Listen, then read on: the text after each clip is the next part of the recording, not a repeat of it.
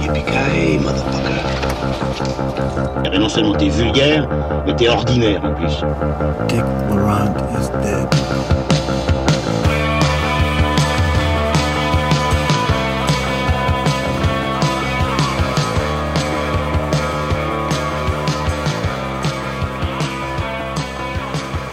Bonsoir à toutes et bonsoir à tous. Alors que la planète foot pleure Diego Armando Maradona et que la question de la semaine semble être « Va-t-on pouvoir faire ses achats de Noël et dépenser tout son fric ?», Transmission résiste encore et toujours et continue de placer le cinéma au centre. Bienvenue donc à la table ronde cinéphile qui fait le grand écart entre le cinéma d'auteur et la pop culture. Je suis toujours bien entouré avec mes fidèles acolytes alcooliques ou presque, monsieur Manuelas. Comment ça va Manu ? Mais très bien, et toi Julien, comment tu vas ? Magnifique, et monsieur Lucien Alflans, comment ça va à Liège ? Ça va fort bien, et vous ? Tu as l'air en pleine forme, en effet. D'accord, ça va très bien, merci. Eh bien, mesdames et messieurs, nous avons fouillé les plateformes pour pouvoir vous proposer 2 films aujourd'hui au programme. Nous commencerons avec Bronx d'Olivier Marchal, qui est disponible sur Netflix. Et ensuite, Fireball, Visitors from Darker's World, pour le nom complet, mais on va rester sur Fireball aujourd'hui. C'est un documentaire de Werner Herzog qui est disponible sur Apple TV. Alors, justement, j'ai préparé un petit quiz. Vous qui avez une grande faim de jeux et de questionnaires cinéma en tous sens, vous pouvez travailler par 2. À la question « Maîtrisez-vous votre Werner ?» Je vais vous demander simplement, pour commencer, Vous pouvez donc vous aider de citer 3 films, si possible, qu'il réalise dans les années 70, les 70s. À vous. Aguirre, La colère de Dieu. Ouais, Fitzcarraldo. Fitzcarraldo est en 82, mais les 2 autres sont corrects. Est-ce qu'on a un petit encore dans les 70s ? La balade de Bruno. La balade de Bruno, bonne réponse de Lucien Alflans. Ah, c'est terrible, on se croirait aux grosses têtes. Et ensuite, encore pour rigoler, est-ce que vous avez 2 films de Werner Herzog dans les années 2000 ou 3 si vous voulez vraiment briller ? Je vous écoute. Alors, Grizzly Man. Escale à la Nouvelle-Orléans, le remake de Bad Lieutenant de Ferrara avec Eva Mendes et Nicolas Cage. Le remake de Ferrara, Bad Lieutenant, Escale à la Nouvelle-Orléans. Bonne réponse des 2 acolytes. Bravo à vous. Bon, très bien. Eh bien, accrochez-vous, on va démarrer à plein turbo, à pleine vitesse et en action avec Bronx.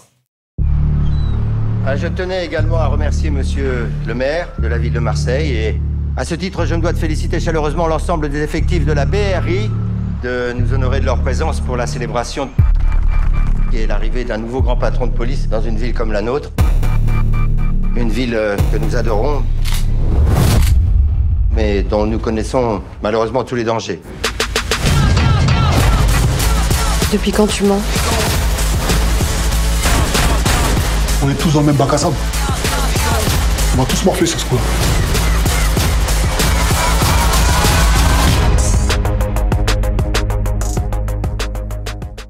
Réalisateur de 36 Quai des Orfèvres en 2004 ou de Carbone en 2017, l'ancien policier Olivier Marchal revient visiter avec Bronx un univers qu'il connaît très bien, une brigade de police qui voit Vronsky et Costa, 2 chefs de groupes rivaux au sein de la même police, qui sont chargés de l'enquête d'une tuerie orchestrée par le clan Bastiani. Au casting, on retrouve Lannick Gaudry, Stanislas Mérard ou encore le rappeur Caris. Et dans de plus petits rôles, on retrouve aussi Gérard Lanvin, Jean Reno ou encore Claudia Cardinal. Manu, je vais te lancer. Qu'as-tu pensé de Bronx d'Olivier Marchal ? Déjà, peut-être un préambule, un peu comme on l'avait fait pour le film d'Aaron Sorkin la fois passée. Il faut rappeler que ce n'est pas vraiment un film à proprement parler Netflix. C'est une production Gaumont qui a été récupérée par Netflix du fait de la difficulté aujourd'hui de sortir un tel film en salle en pleine pandémie Covid.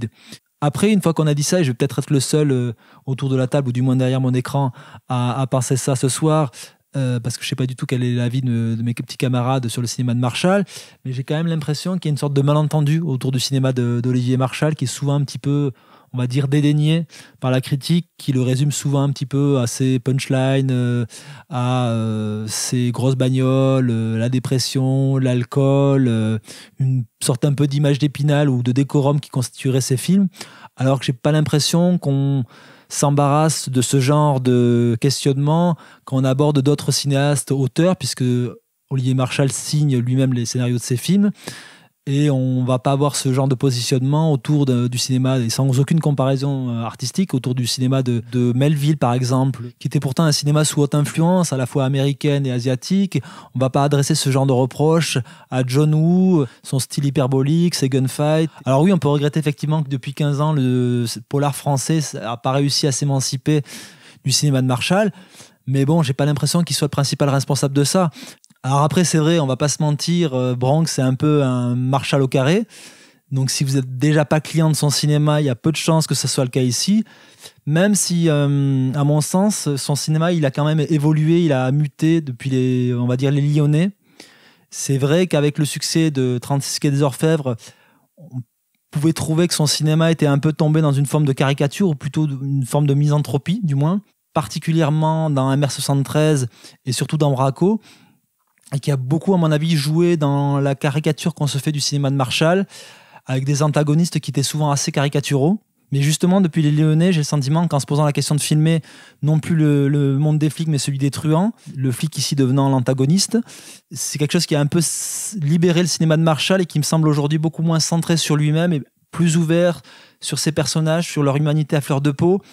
Je dirais pas qu'il est passé de la cavalerie aux Indiens, mais ça a vraiment participé à une sorte de mue dans son cinéma. Mais après, pour en revenir à Bronx et ce rapport justement au personnage, il faut préciser que c'est un film extrêmement dense, avec un casting, comme tu l'as dit, Julien, très fourni, qui mélange, comme toujours chez Marshall, les habitués, la vieille école et une nouvelle génération. Il y a vraiment un soin autour du casting et vraiment une volonté d'éclectisme que l'on retrouve assez peu dans le cinéma français. Et à ce propos, je trouve que le film s'ouvre sur peut-être une des plus belles scènes que nous est donné à voir le cinéma de Marshall. Cette scène où le personnage de Lannick Gaudry détourne le convoi de police qui dirige pour emmener Lanvin à l'hôpital et qui se conclut sur une scène d'adieu qui est assez bouleversante et je trouve extrêmement juste dans la manière dont elle est écrite, interprétée et mise en scène. Une scène en plus qui dessine un petit peu tout le parcours du film, ce rapport compliqué qu'ont les personnages à concilier à la fois leur vie, leurs principes et justement leur métier. Donc à la fois c'est un film où on retrouve tous les tropes du cinéma de Marshall, c'est un film de Marshall à 100%, mais qui reste toujours très juste à mon sens dans l'émotion et dans le trajet de ses personnages principaux. Mais juste pour rebondir, après je laisse la parole à Lucien, mais j'ai trouvé aussi cette scène d'hôpital très belle, mais je n'ai pas réussi à la raccrocher au reste du récit. Je suis absolument d'accord avec ça, moi. Donc c'est une question, Manu. Je reviendrai sur les qualités du film après aussi, mais je comprends pas comment il raccroche les wagons avec cette scène. Mais pour moi, c'est un peu ce qui constitue les deux facettes du personnage de Vronsky, là, le personnage principal. C'est que d'une certaine manière, dans ces deux confrontations qu'il a avec Lanvin, dans ces deux confrontations, il y est question de droit de vie et de mort, justement. Mais là où, justement, dans la première, il révèle toute la part d'humanité de son personnage, dans la seconde, il en révèle aussi toute la noirceur, puisque dans la seconde, il condamnerait littéralement vraiment un homme à une mort certaine, et dans les deux cas, il agit en dehors du code de procédure.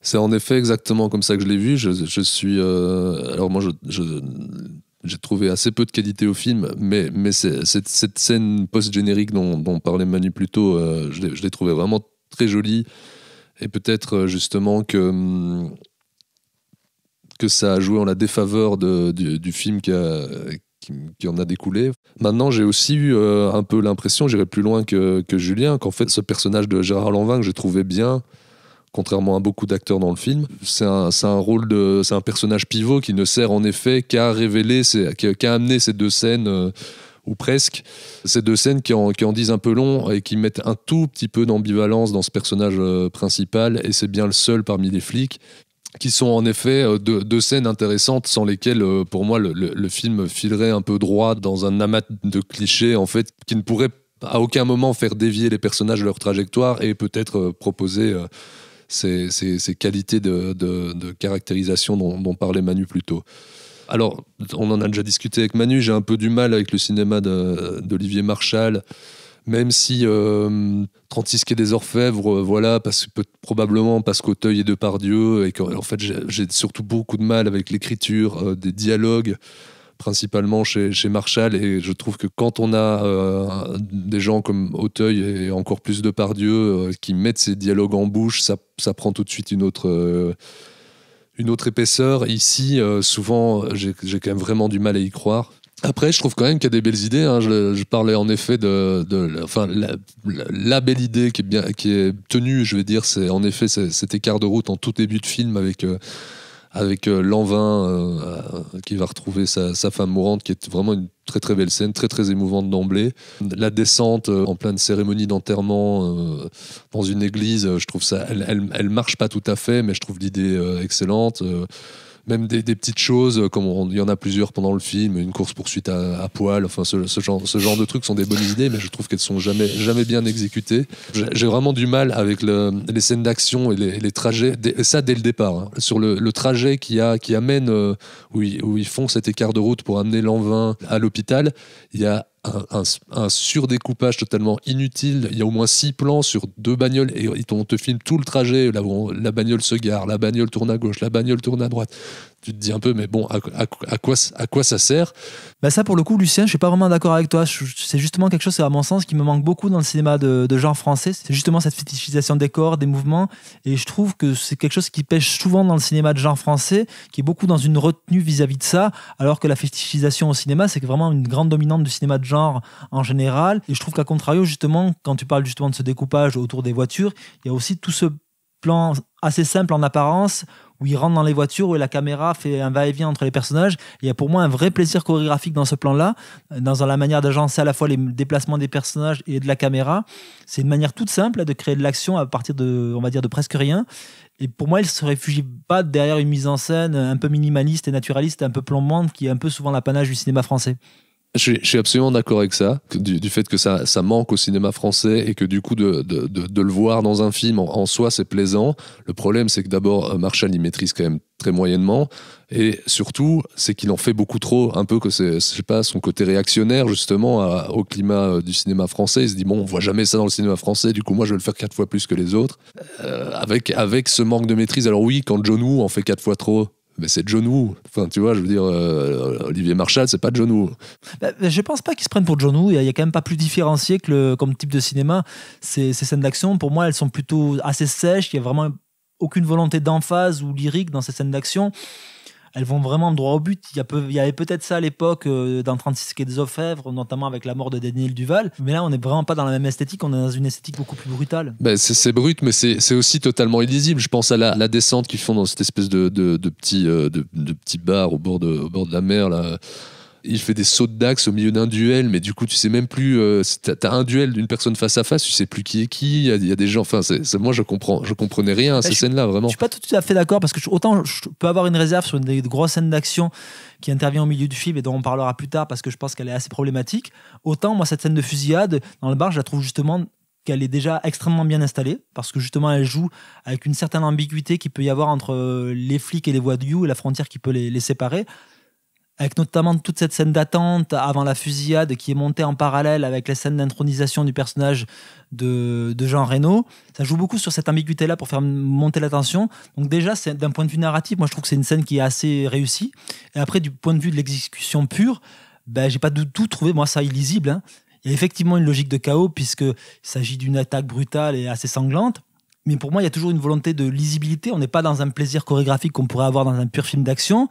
Mais justement parce que la forme elle cherche à coller justement au ressenti et à la narration, à savoir une attaque brutale, on n'est justement pas dans une jouissance de l'action, et je pense que pour le coup c'est assez volontaire. Ouais, mais moi j'ai quand même besoin qu'à certains moments, quand le mec qui se fait tirer dessus à droite d'un plan se retrouve pas à l'extrême gauche du plan suivant, ou même des raccords dans l'axe, mais avec juste des incohérences. On n'a peut-être pas vu la même scène, mais moi dans cette scène-là, ça m'a frappé à plusieurs moments. Je me disais, mais qu'est-ce que c'est que ça, quoi? J'ai pas besoin que tous les cinéastes qui filment une fusillade s'appellent John Woo ou Michael Mann, hein, mais j'ai quand même besoin d'un minimum de tenue, quoi, simplement pour que je puisse comprendre ce qui se passe. Sinon je sors du film direct.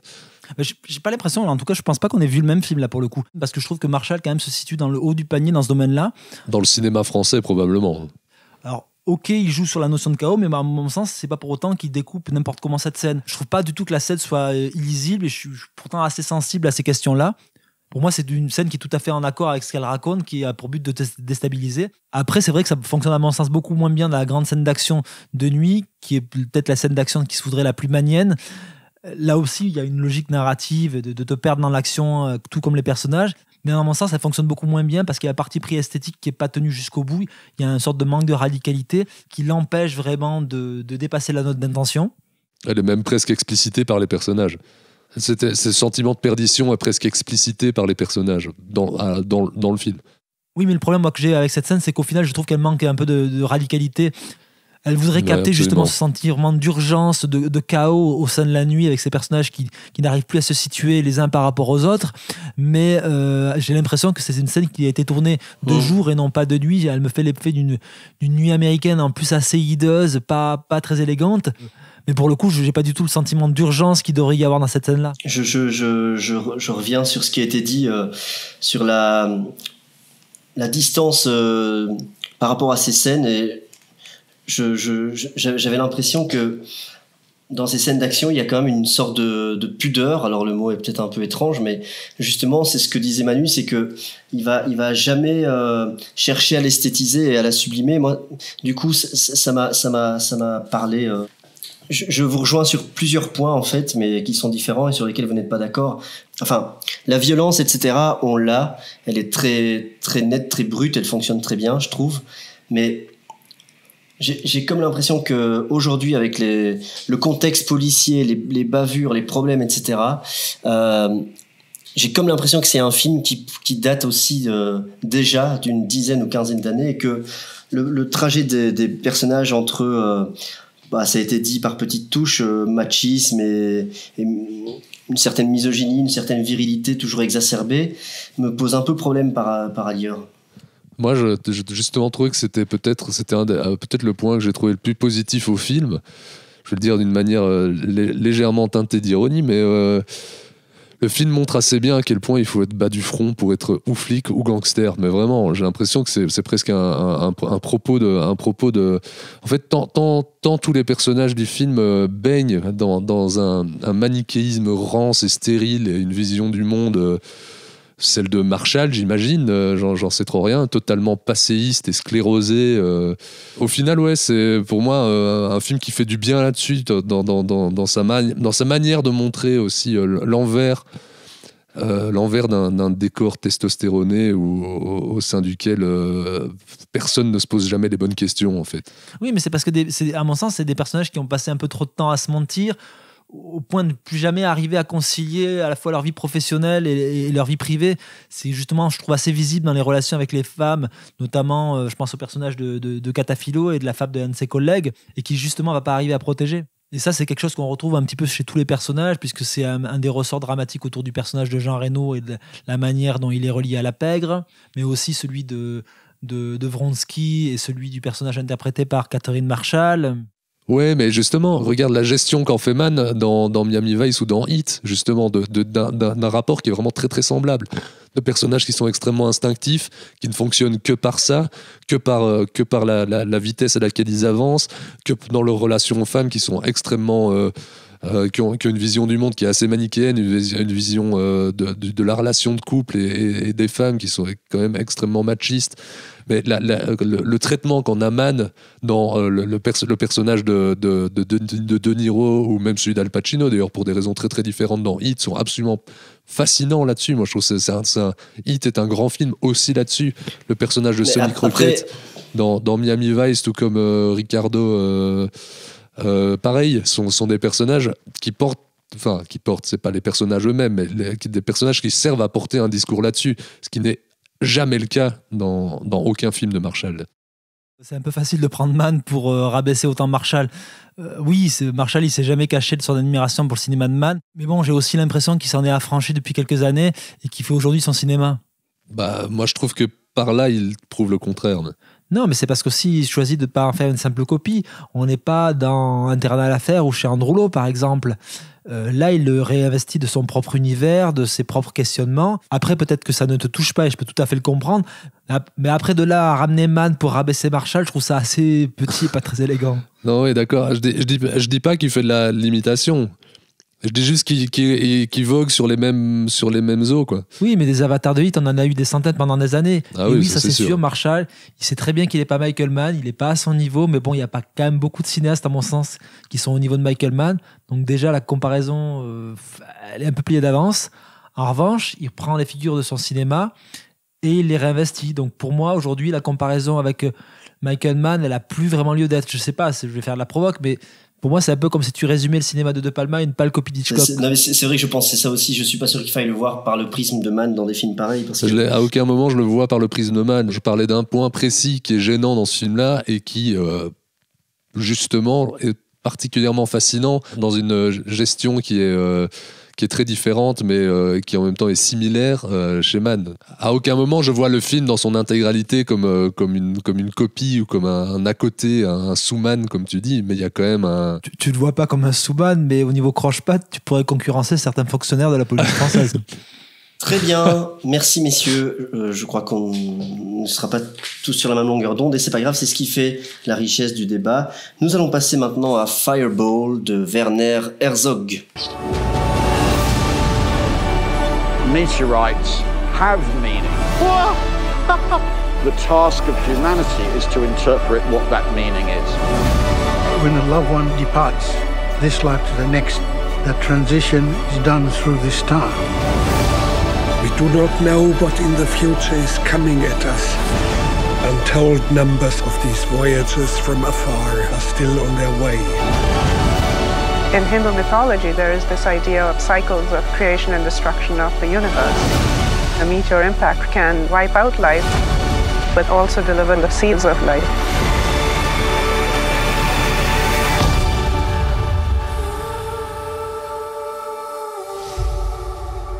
Doit-on encore présenter Werner Herzog, surtout pas après les connaissances de mes deux acolytes? Alors, on l'a déjà fait un petit peu en préambule. On va continuer. Donc, ce cinéaste allemand à la filmographie longue comme le bras, réalisateur de films qui ont fait date comme Aguirre ou La colère de Dieu, Fitzcarraldo, ou encore Bad Lieutenant, Escale à la Nouvelle-Orléans. Parallèlement à ces films de fiction, il a réalisé également des documentaires avec Ennemi intime, Grizzly Man ou encore Into the Abyss en 2011, pour ne citer que cela. Pour son dernier documentaire ici, il s'associe à Clive Oppenheimer, un géologue britannique, pour explorer les météorites et les comètes.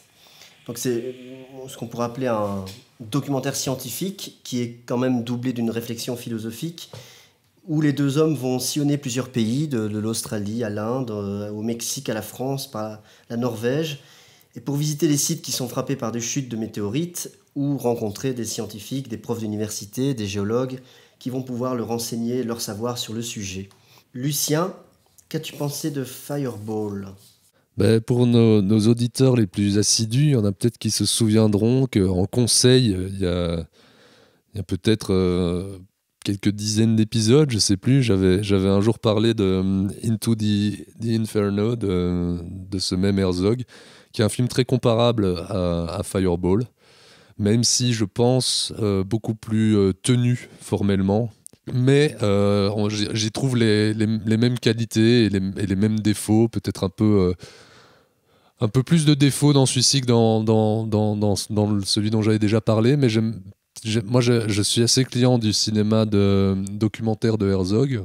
Je suis assez client de ses fictions à une certaine époque en tout cas. En fait, je crois qu'Herzog c'est un malade mental, un fou allié. Mais vraiment, je pense que le mec est complètement fou. D'ailleurs, Ennemi intime est absolument passionnant là-dessus parce que en traitant de je fais un aparté, mais en traitant de sa relation tumultueuse et de la folie de Kinski, en fait, il ne fait que faire une sorte d'autobiographie et de parler de sa propre folie à lui, qui est beaucoup plus intérieure que celle de Kinski, mais qui est dévorante aussi, visiblement. Pourtant, ici, à part une petite vanne sur le fait qu'il soit bavarois, je trouve qu'il n'a pas l'air si fou que ça dans ses interventions-là. Oui, mais bon, t'as vu le film aussi. Enfin, je veux dire, on est vraiment dans son esprit qui part dans tous les sens à tout moment. Et moi, ça, je trouve ça fascinant. Mais vraiment, c'est vraiment pénétrer l'esprit d'un cinéaste un peu barjot, quoi.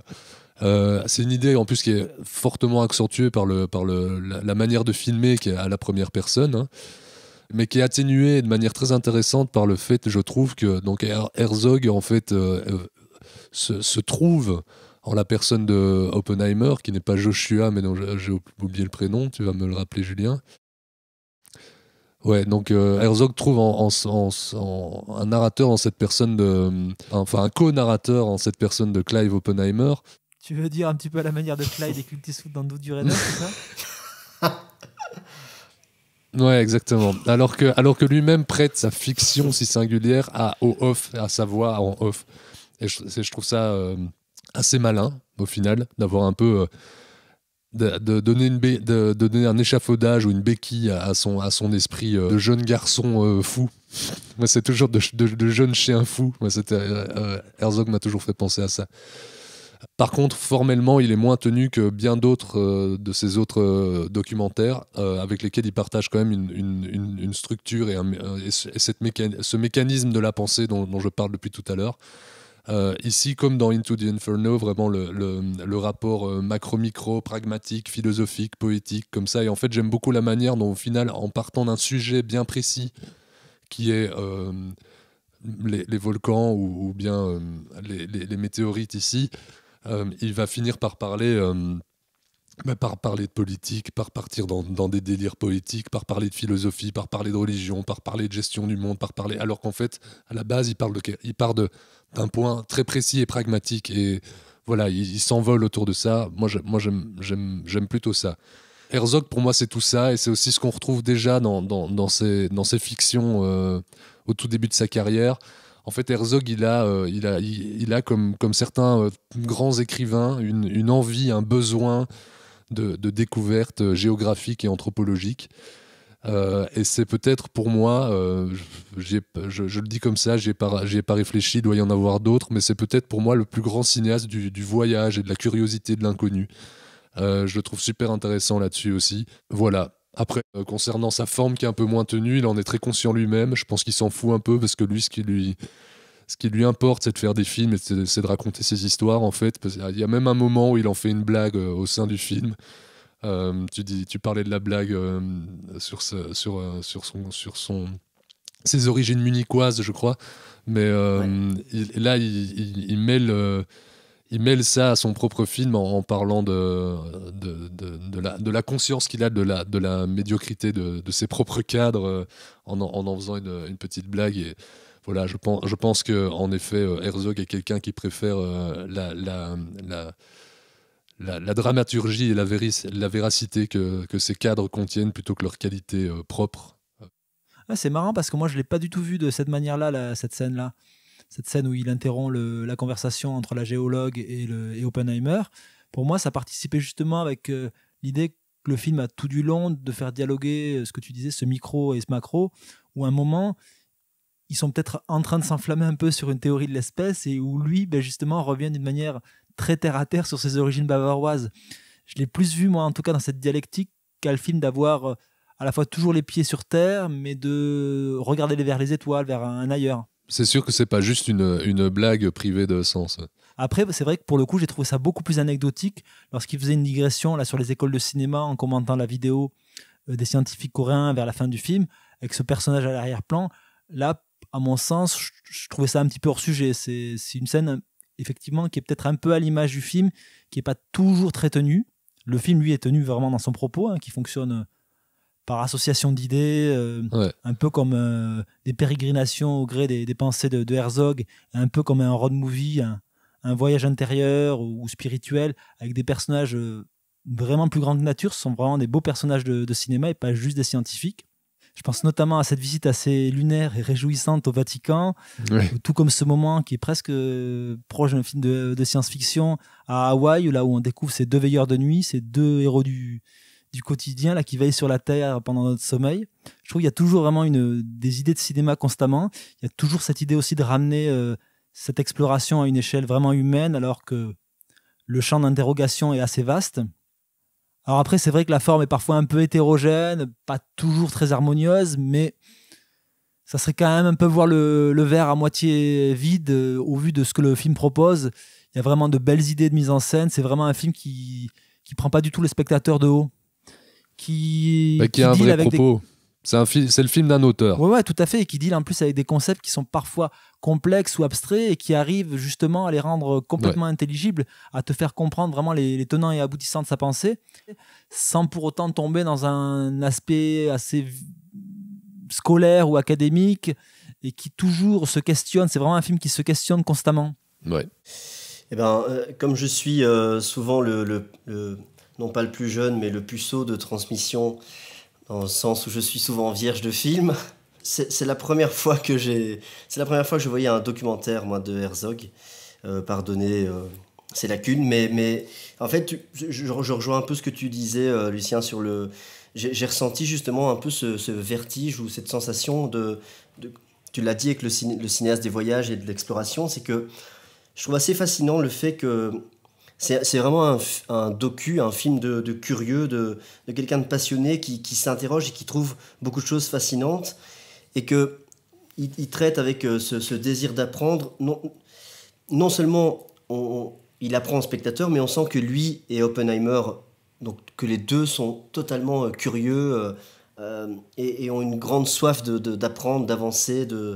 Et ouais, je fais une mini parenthèse dans ce que tu dis, mais en fait cette soif-là, elle est aussi, en fait, on peut la retrouver dans le fait que je crois que Herzog, il fait ses films comme il peut, quand il peut, quelles qu'en soient les conditions, quelles qu'en soient les qualités techniques et quels qu'en soient les modes de production et de distribution. La preuve en est que tous ces derniers films de ce type-là sont distribués par Apple TV, par Netflix, etc. Ouais. Et c'est à chaque fois, je pense, qu'il prend ce qui vient, tant qu'il peut faire ses trucs, tant qu'il peut raconter ses histoires, il fonce. Et il y a quelque chose le mec a plus de 80 balais, je crois. C'est quand même hyper enthousiasmant, quoi.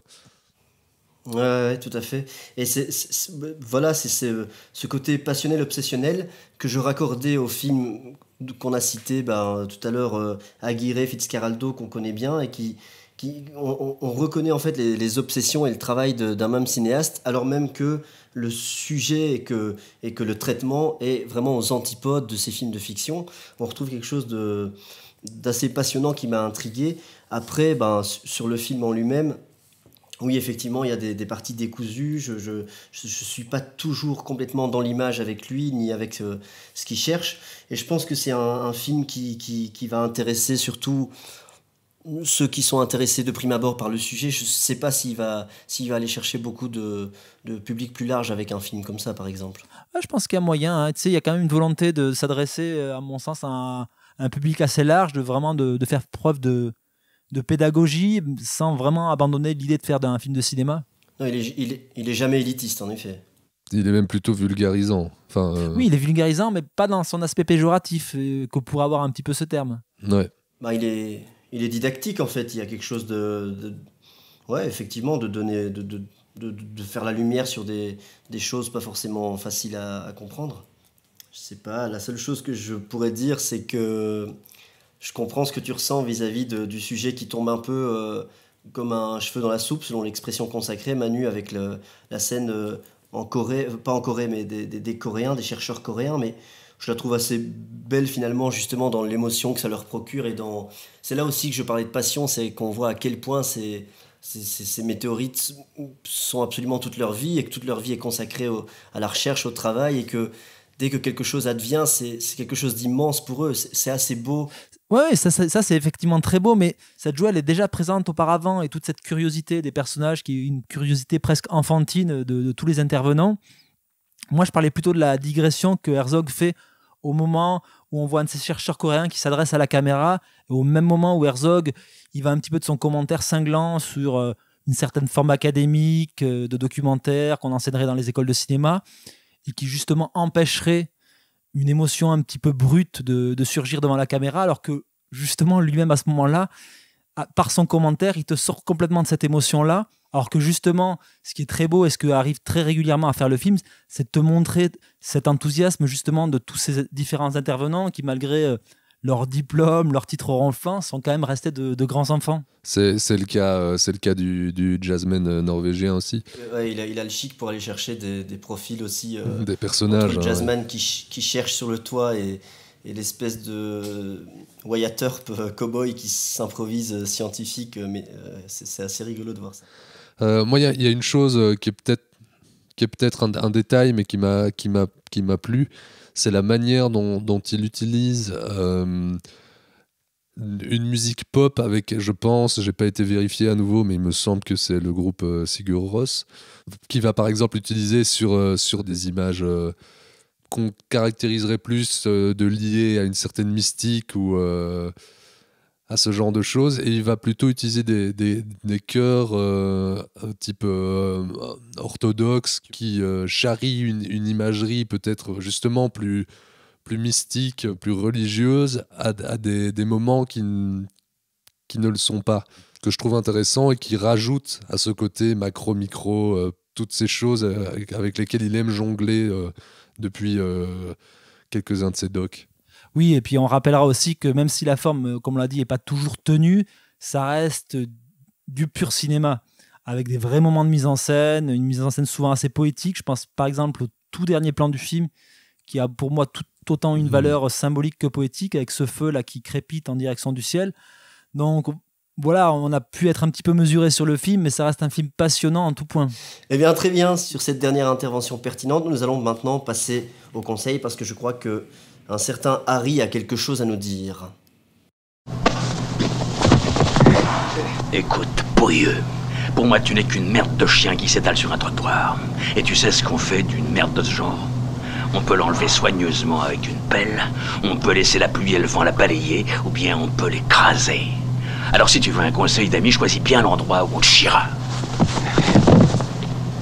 Eh bien, avant d'aller se coucher, il est temps de passer au conseil. Lucien, qu'est-ce que tu vas nous conseiller aujourd'hui ? Moi, j'ai vu un film slovaque de... Non, je blague. Je vais vous conseiller un bouquin de Dick Tomasovic, qui est prof à l'ULG, qui donc écrit des choses très intéressantes, dont un bouquin qui s'appelait Shot sur l'alcool au cinéma, mais c'est pas de ça que je veux vous parler. Celui dont je veux vous parler est moins exclusivement en lien avec le cinéma. C'est Batman, une légende urbaine, aux éditions des Impressions Nouvelles. Et en fait, ce cher Dick revient sur le personnage de Batman, et sous toutes ses formes, qu'elles soient littéraires, dans les comics, au cinéma, peut-être pas au niveau des jeux vidéo, mais c'est très intéressant parce qu'en fait, il réinterprète toutes les versions possibles et imaginables de Batman, et entre autres à travers ses incursions dans le cinéma. C'est très intéressant, c'est très érudit. Et en plus, Dick Tomasovic tient aussi un podcast dont j'ai oublié le nom, mais qui est hébergé sur Radio Rectangle, radio qui nous héberge nous aussi. Voilà. Et toi, Manu, qu'est-ce que tu nous conseilles ? Eh bien, moi, je vais vous conseiller une petite série B produite par Jason Blum, qui a connu une sortie un peu difficile puisqu'elle devait sortir au départ aux États-Unis en septembre 2019 et qui a vu sa sortie une première fois repoussée suite aux fusillades de Dayton et d'El Paso, et qui a été reprogrammée une deuxième fois en mars de cette année, en tout début de crise Covid, et donc qui a vu sa sortie plus ou moins compliquée ou du moins ajournée dans certains pays. Et donc le film, c'est The Hunt, une petite série B somme toute assez sympathique, qui se veut comme une relecture des Chasses du comte Zaroff. On en profite au passage pour vous conseiller de revoir le classique de Ernest Bichotzak et Irving Pichel, qui reste une petite merveille. Ici, le film se veut dans une veine plus satirique et plus postmoderne. Il est réalisé par Craig Zobel, et il est surtout écrit par un scénariste de renom, du moins un scénariste que notre cher Lucien porte en estime, Damon Lindelof. Auteur, je vais laisser Lucien le présenter. De plein de choses. Au cinéma, de rien de très notable, mais de plusieurs séries intéressantes. C'est vrai qu'au cinéma, il a une carrière un peu plus discutée qu'à la télévision, puisqu'il a quand même signé le très mauvais Prometheus de Ridley Scott, mais bon, il n'est peut-être pas le seul responsable de ce naufrage. Il faut aussi regarder la gueule de la filmo de Ridley Scott depuis pas loin de 20 ans. Mais il faudrait quand même pas oublier Tomorrowland, à la poursuite de demain, ouais. Le film de Brad Bird, qui reste quand même à mon sens dans le top 10 des films hollywoodiens les plus intéressants de ces 10 dernières années. Mais bon, pour en revenir à The Hunt, donc c'est un film qui est pensé comme un survival, mais sur un mode beaucoup plus ironique que réellement horrifique.